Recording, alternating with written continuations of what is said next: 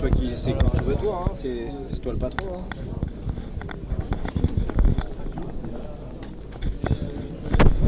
Pas mal. En ce moment là je suis en train de développer un... C'est un peu plus loin, Ça sera trop, là. Un peu, ouais, trop.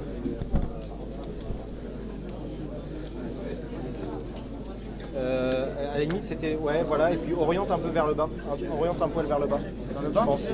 Ouais voilà, comme ça, je peux la baisser encore. Non, au niveau de la hauteur je pense que c'est bien, mais tu sais t'es à hauteur Dieu, mais ouais voilà, je pense là, que c'est pas bien. mal. Ouais là je pense que c'est bien. Ouais, c'est pas mal. Ok. Donc, je vais commencer, ça enregistre là. Ouais, voilà. Ouais. Alors, bonjour Gilles, donc responsable et créateur du site boursicoté.com qu'on avait déjà reçu dans l'émission, et Boursicoté qu'on avait un peu vu naître et ensuite évoluer, etc. Désormais, ça évolue plutôt pas mal puisque désormais tu as même animé aujourd'hui une conférence ici au salon du trading. Tout à fait. Avec Active Trades. Déjà pour ceux qui ne te connaissent pas, je vais te laisser te présenter rapidement, nous présenter Boursicoté et ta spécialité, donc qui est l'analyse technique quotidienne du CAC. Du CAC 40. Tout à fait. Donc moi je suis Jules Santacreux, mon pseudo sur le site c'est IQ91. Donc c'est vrai que ce site tourne vraiment bien depuis 2-3 ans. Donc effectivement je fais une analyse du CAC 40 tous les soirs, donc en fait c'est moi la voix que vous entendez quand j'analyse le CAC 40. Je fais aussi une analyse technique Forex et matières premières, donc en vidéo, qui est doublée par une analyse écrite qui paraît le soir en général après l'ouverture des marchés. Le site progresse bien, les audiences sont croissantes et a priori beaucoup de satisfaction au niveau du contenu des analyses. Ok, donc a priori si l'audience est croissante, c'est que derrière le contenu suit. Donc tu as dit que le site a été créé et marche depuis 2-3 ans maintenant. Donc ce que je propose c'est de nous faire un petit bilan de ces 2-3 dernières années au niveau de l'analyse, éventuellement des performances. Comment toi tu as évolué, comment a évolué éventuellement ton capital si toi-même tu trades en réel, ou en tout cas quels sont les échos que tu as de la part des personnes qui suivent tes analyses au quotidien. C'est pas du conseil, c'est simplement des analyses, mais quand même les échos sont importants. Alors, au niveau des résultats, il n'y a pas vraiment de track record qui apparaît sur le site.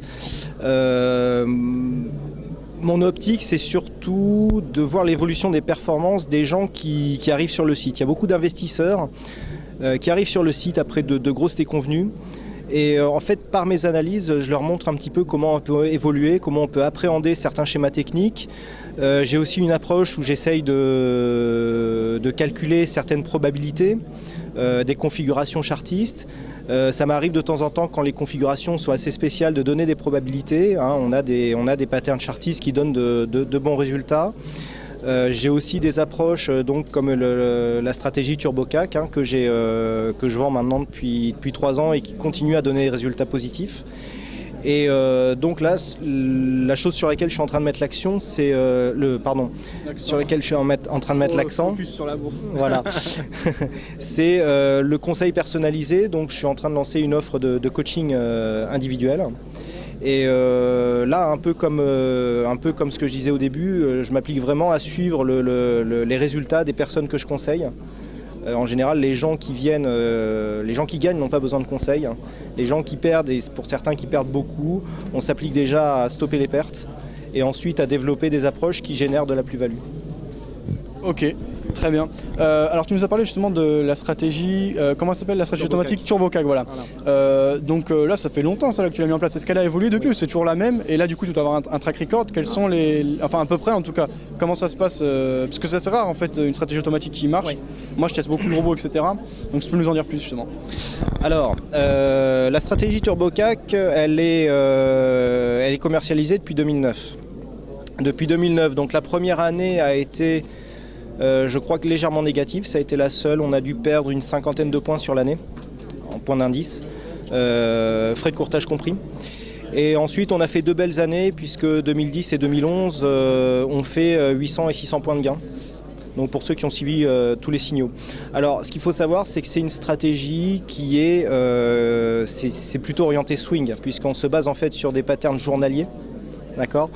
Donc moi ce que j'ai remarqué, parce que je fais beaucoup de backtest pour essayer de développer des stratégies, c'est que plus tu augmentes l'unité de temps, plus tu as des résultats qui sont assez stables. déjà tu as accès à un historique beaucoup plus profond. D'accord, tu peux tester en période haussière, en période baissière, essayer de capter un petit peu toutes les tendances que peuvent donner les marchés. Et ça te permet d'avoir un recul, si tu veux, sur l'expérience qui fait que tu arrives à avoir des résultats plus pérennes. Maintenant, il ne faut pas se leurrer. Toute stratégie, et celle-là n'y échappe pas, à mon avis, a ce que j'appellerais une date limite de consommation. C'est-à-dire que tant que ça marche, on peut l'utiliser, mais peut-être qu'un jour, certaines conditions de marché changeront. Et dans ce cas-là, ça ne marchera plus, il faudra passer à autre chose. On va dire que tant que ça marche, pour l'instant, on continue. Mais c'est vrai que l'optimisation de base, puisque aucun paramètre n'a changé depuis le début de la commercialisation, continue à fonctionner. Ok, a priori c'est excellent et c'est assez rare à tenir, ne serait-ce quand même sur une période comme tu l'as cité de 3 ans. Comme tu l'as dit, de toute façon, une stratégie ça ne marche pas indéfiniment, une stratégie automatique surtout, parce que les conditions de marché changent. Exactement. Comme tu dis, tant que ça marche, tu fais bien de continuer. Est-ce que tu t'intéresses également à d'autres produits que le CAC ou tu t'intéresses exclusivement au CAC? Je crois que tu publies également quotidiennement désormais des analyses sur les matières premières. Oui, alors matières premières et Forex, je dirais que c'est pas l'orientation, j'ai une autre orientation en ce moment, les gens qui sont sur le site le savent, j'essaye de m'intéresser aux corrélations et décorrélations d'indices. Alors je viens d'apprendre qu'on appelle ça le spread trading.